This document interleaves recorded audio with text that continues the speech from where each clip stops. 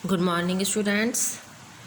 बेटा साइंस में हमारे चैप्टर 4 की रीडिंग शुरू हो गई थी। श्वसन चैप्टर 4 क्या था हमारा? श्वसन। उसकी आधी रीडिंग हम कर चुके थे। अब जो बाकी की बची हुई रीडिंग है वो आज स्टार्ट करते हैं। बीजों में श्वसन। अंकुरित बीज ऑक्सीजन अवशोषित कर कार्बन डाइऑक्साइड तथा ऊष्मा मुक्त करते हैं। ठीक है, देखिए प्रयोग फर्स्ट कैसे।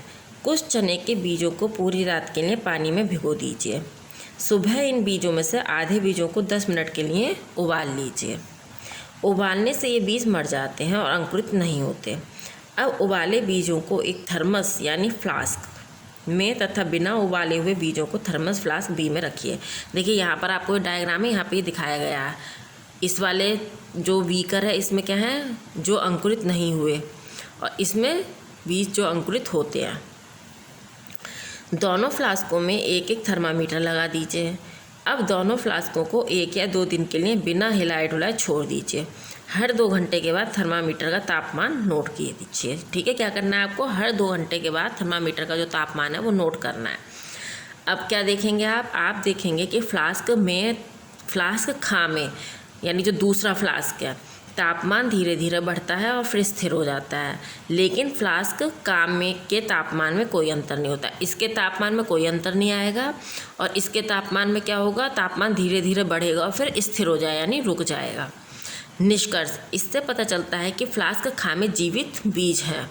भाई तापमान बढ़ रहा है तो इसका मतलब जीवित है वो, इसलिए उसके तापमान में वृद्धि हो रही है। जबकि फ्लास्क काम में उबाले हुए मृत बीज हैं, इसलिए वो श्वसन नहीं कर रहे हैं और फ्लास्क का तापमान ज्यों का त्यों है। जब इसका तापमान नहीं बढ़ रहा है कुछ भी, इसका मतलब वो श्वसन नहीं कर रहा है यानी मृत है। तो इस जो एक्सपेरिमेंट से ये सिद्ध होता है कि अंकुरित बीज श्वसन करते हैं। अब हम आते हैं प्रकाश संश्लेषण तथा श्वसन पर। हरे पेड़ पौधों में प्रकाश संश्लेषण तथा श्वसन दिन के समय होता है। श्वसन के समय उत्पन्न कार्बन डाइऑक्साइड पेड़ पौधों द्वारा प्रकाश संश्लेषण में उपयोग कर ली जाती है। सूर्यास्त के पश्चात प्रकाश संश्लेषण रुक जाता है तथा वातावरण में कार्बन डाइऑक्साइड मुक्त होती है।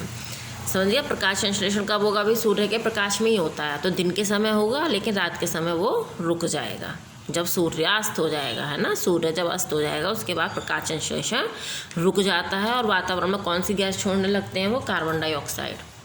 पेड़ पौधे रात में कौन सी गैस छोड़ते हैं? कार्बन डाइऑक्साइड, और दिन में वो ऑक्सीजन। श्वसन तथा प्रकाश संश्लेषण में अंतर क्या है? देखिए, इधर श्वसन है आपका, इधर प्रकाश संश्लेषण है। श्वसन प्रक्रिया के दौरान रासायनिक ऊर्जा ताप ऊर्जा में परिवर्तित हो जाती है। प्रकाश संश्लेषण के दौरान जो प्रकाश ऊर्जा होती है वो रासायनिक ऊर्जा में परिवर्तित हो जाती है। प्रकाश संश्लेषण सूर्य के प्रकाश से हो रहा है ना, तो जो प्रकाश की ऊर्जा है वो रासायनिक ऊर्जा में परिवर्तित होती है। इसमें पाचित उत्पाद यानी ग्लूकोज ऑक्सीजन के साथ अभिक्रिया कर कार्बन डाइऑक्साइड जल तथा ऊर्जा का उत्पादन करते हैं। प्रकाश संश्लेषण के समय हरे पेड़ पौधे कार्बन डाइऑक्साइड तथा जल की सहायता से भोजन तथा ऑक्सीजन का निर्माण करते हैं। श्वसन सभी कोशिकाओं में निरंतर होता रहता है। यह क्रिया केवल दिन के समय सूर्य की रोशनी में होती है। श्वसन के समय ऑक्सीजन अवशोषित की जाती है तथा कार्बन डाइऑक्साइड मुक्त की जाती है। प्रकाश संश्लेषण के समय कार्बन डाइऑक्साइड अवशोषित की जाती है तथा ऑक्सीजन मुक्त की जाती है। अब आता है जंतुओं में श्वसन।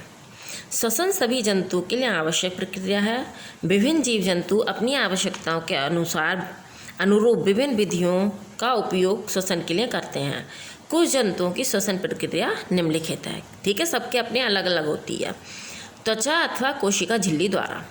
एक कोशिकीय जीव जैसे अमीबा और पैरामीशियम। ठीक है, एक कोशिकीय जीव जंतु कौन से होते हैं? जैसे अमीबा और पैरामीशियम अपनी कोशिका झिल्ली से विसरण द्वारा ऑक्सीजन लेते तथा कार्बन डाइऑक्साइड गैस छोड़ते हैं। केंचुआ और जोंक अपनी नम त्वचा द्वारा वायु से ऑक्सीजन अपने रक्त में अवशोषित करते हैं। ठीक है, तो ये लोग अपनी त्वचा द्वारा करते हैं। वायु छिद्रों द्वारा। कुछ जंतुओं का श्वसन तंत्र श्वसनिका नामक वायु नली के जाल में निर्मित होता है। इन श्वास नलियों में शरीर की सतह पर छिद्र होते हैं जो श्वास रंध्र कहलाते हैं। श्वास रंध्र क्रमशः खुलकर तथा बंद होकर वायु को अंदर बाहर करते हैं। कोशिकाओं तथा श्वसनिका में श्वसन गैसों का विनिमय होता है, जैसे टिड्डा, तिलचट्टा आदि। ठीक है, इनके में वायु छिद्र होते हैं जिसके द्वारा ये श्वसन करते हैं। गलफड़ों द्वारा। कुछ जलीय जंतुओं में श्वसन के लिए विशेष प्रकार की संरचनाएं होती हैं। इन्हें गलफड़े कहते हैं। गलफड़े अनेक रक्त वाहिनियों से युक्त कोशिकाओं से बने होते हैं। ये रक्त वाहिनियाँ जल में विलय ऑक्सीजन को अवशोषित कर लेती हैं और ऊतकों में भेज देती हैं। रक्त वाहिनियाँ गलफड़ों की कोशिकाओं से कार्बन डाइऑक्साइड भी वापस लाती हैं। गलफड़े इस कार्बन डाइऑक्साइड को जल में छोड़ देते हैं। ठीक है, इन्हें गलफड़ों को इंग्लिश में कहते हैं गिल्स।